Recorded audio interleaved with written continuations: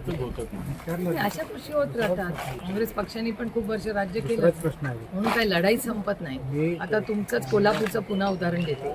कोल्हापूरमध्येच भारतीय जनता पक्षाचा मध्येच सरकारमध्ये आहेत काही लोक त्याच्यातले. आज त्यांच्यावर प्रशासक लावलेला आहे, सरकारनेच प्रशासक लावलाय ना. म्हणजे काहीतरी गडबड आहे, कुछ तो गोलमाल आहे ना, दाल में कुछ काला आहे. त्याच्याशिवाय कसं?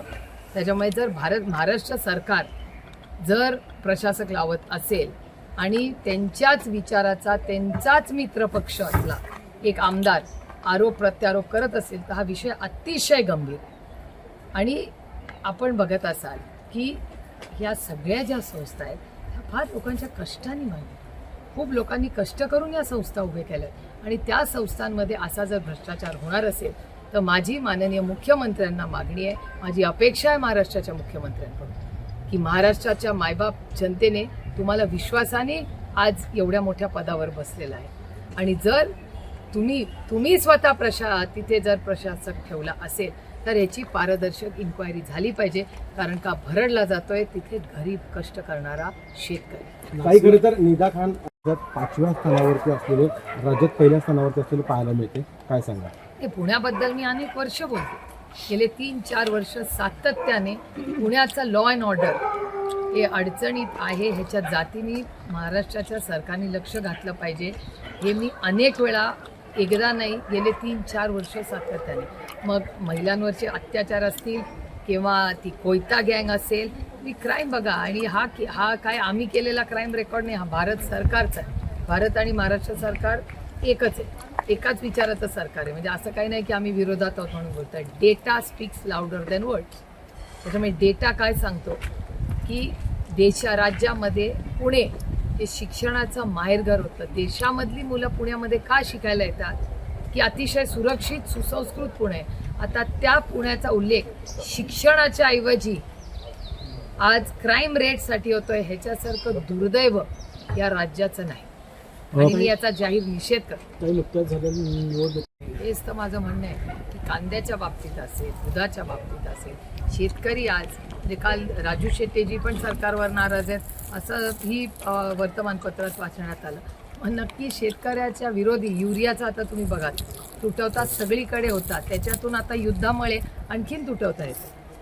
अनेक गावांमध्ये डिझेल मिळत नाही आहे, अशा रांगाचे कार्यकर्त्यांचे आम्हाला फोन येतात. त्याच्यामुळे आज जगाची परिस्थिती, देशाची आणि राज्याची परिस्थिती ही अतिशय गंभीर होत चालली आहे आणि शेतकऱ्यांच्या बाबतीत त्याचं कंबरडं मोडलं आहे. त्याच्यामुळे ज्या शेतकऱ्यांनी तुम्हाला विश्वास ठेवून तुम्हाला सरकारला आज सत्तेमध्ये बसवलं आहे त्या शेतकऱ्याला न्याय देण्याची नैतिक जबाबदारी या सरकारची. काही नॅशनल क्राईम रेकॉर्ड ब्युरोचं एक आव्हान जनता पार्टीला एक मोठा आत्मविश्वास आलेला.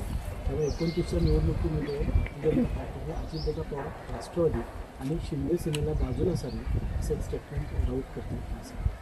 हे शक्यता नाकारता येत नाही, पण आता मला असं वाटतं आज 2026 आहे, त्याला 3 वर्ष आहे. आत्ता महाराष्ट्रासमोर महागाई, बेरोजगारी, भ्रष्टाचार ही अशी फार मोठी आव्हानं आहेत.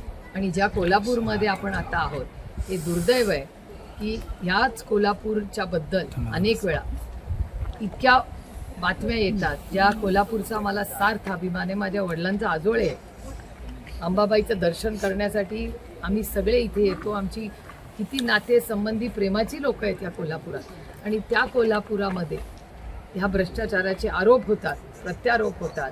हे खूप दुर्दैवी हो. म्हणजे शाहू महाराजांबद्दल एवढी आमची आस्था आहे, त्या कोल्हापुराबद्दल आज भ्रष्टाचाराप्रती आरोप होतात आणि सरकारमधलेच लोक करत आहेत, फक्त विरोधक करत नाही. त्यामुळे खूप वाईट चाललंय जे काय चाललंय. अशा कृषी होत राहतात. काँग्रेस पक्षाने पण खूप वर्ष राज्य केलं म्हणून काही लढाई संपत नाही. आता तुमचंच कोल्हापूरचं पुन्हा उदाहरण देते. कोल्हापूरमध्येच भारतीय जनता पक्षाचा मध्येच सरकारमध्ये आहेत काही लोक त्याच्यातले. आज त्यांच्यावर प्रशासक लावलेला आहे, सरकारनेच प्रशासक लावलाय ना. म्हणजे काहीतरी गडबड आहे, कुछ तो गोलमाल आहे ना, दाल में कुछ काला आहे. त्याच्याशिवाय कसं?